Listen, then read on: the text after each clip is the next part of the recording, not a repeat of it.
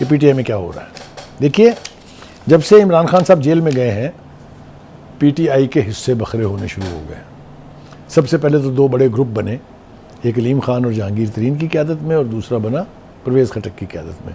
तो जो इलेक्टेबल्स की एक लॉट थी, जिन्होंने पार्टी के अंदर इलेक्शन वोट के बलबूते पे जीता था, वो सारी तो स्प्लिट हो गई। ठीक।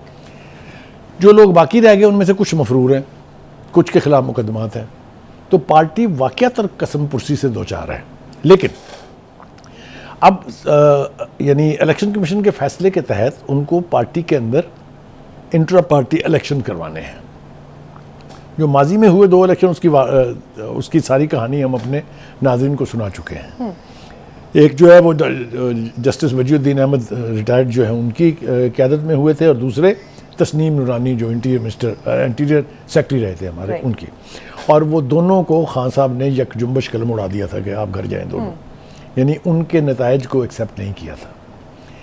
अब चूंकि इलेक्शन कमीशन ने कह दिया है कि अगर आपने इंटर पार्टी इलेक्शन 20 रोज़ में ना कराए तो आपको एक तो बल्ले का निशान नहीं मिलेगा, और दूसरी बात यह है कि ये ऑप्शन भी इलेक्शन कमीशन के पास रहेगा कि वो पीटीआई को बगैर इलेक्शन कराए इजाज़त देते हैं इलेक्शन लड़ने की कि नहीं।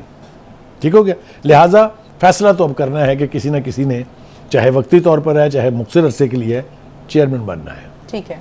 आप देखिए जनाब, वहाँ क्या हो रहा है। वहाँ ये हो रहा है कि एक वकला की नई पौध कह लीजिए या एक नई लॉट जो है वो अचानक क्रिएट हो गई है पीटीआई के अंदर, जो मुकदमात लड़ रहे हैं उनके। उनमें नए नए नाम भी हैं, कुछ पुराने नाम हैं, कुछ नए नाम हैं। इन वकला की पहले से आपस में लड़ाइयाँ जो हैं वो हो रही हैं।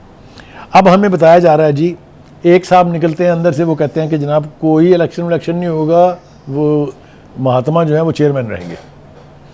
दूसरा निकलता है, वो कहता है कि जनाब उन्होंने फ़लाँ को नॉमिनेट कर दिया है, जिस हवाले से अली गौहर का नाम अब हमारे सामने आ रहा है। लेकिन दाल जूतियों में बट रही है। जो हालात हैं, ऐसे लगता ही नहीं है कि पार्टी की कोई ऑर्गेनाइजेशन है।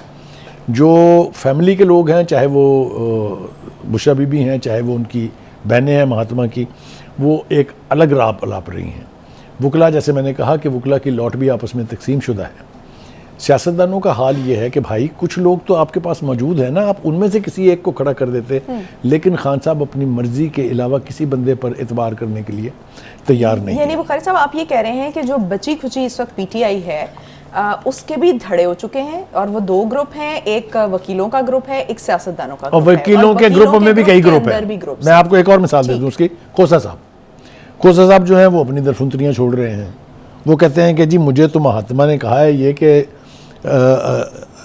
यानी कोई इलेक्शन नहीं हो रहा, और जब मतलब है जब सूरत हाल आएगी तो हम देख लेंगे। अब तक जितने नाम फ्लोट किए जा रहे हैं उनमें से कोई भी नाम ऐसा नहीं है जो हजरत साहब ने दिया हो। वो ये कह रहे हैं कि जी शेर अफजल मरवत या अली जफ़र ने जो कहा, इनको शायद गलत फहमी हुई है। यानी एक दूसरे की कंट्राडिक्शन हो रही है from among the lot of the lawyers as well. तो वैसे ये भी तो हो सकता है कि जो खान साहब हैं वही मुख्तलिफ किस्म के बयानात दे रहे हो।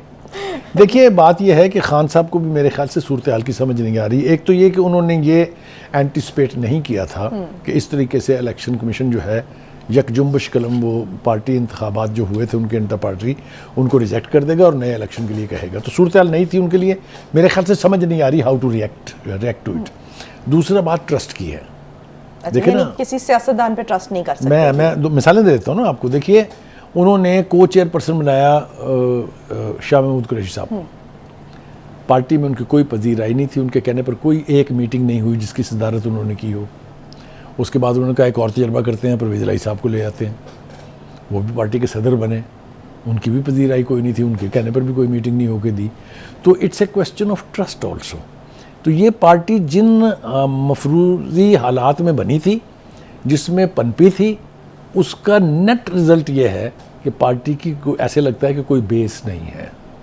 मकबूलियत अपनी जगह वो एक फैक्टर हो सकता है, एक फैक्टर है, हम मान लेते हैं, लेकिन अगर आपकी पार्टी ऑर्गेनाइजेशन नहीं है जिसकी तरफ खान साहब ने कोई तवज्जो नहीं दी, उन्होंने अपनी पार्टी के लोगों से सिर्फ धरने दिलवाए, लॉन्ग मार्च करवाए, एहतजाज करवाए, पार्टी की ऑर्गेनाइजेशन की तरफ तो उन्होंने रत्ती भर तवज्जो नहीं दी। He thought one man party.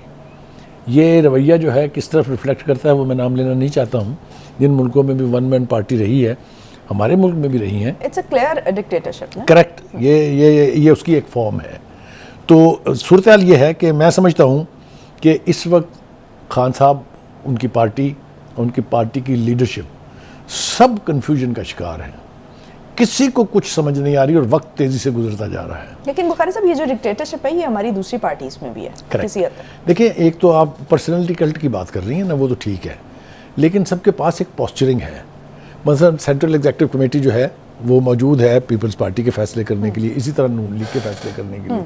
मगर यहाँ तो जो खान साहब चाहते थे वही कानून था, वही पार्टी थी, वही सब कुछ था।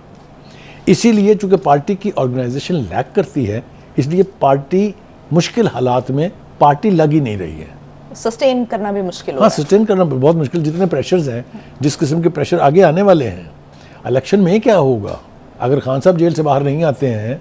Who will lead the campaign? आप बताइए मुझे। शाह महमूद कुरैशी साहब भी बाहर नहीं आ रहे हैं, तो कौन लीड करेगा? किस प्रेमिसेस पर लीड करेंगे?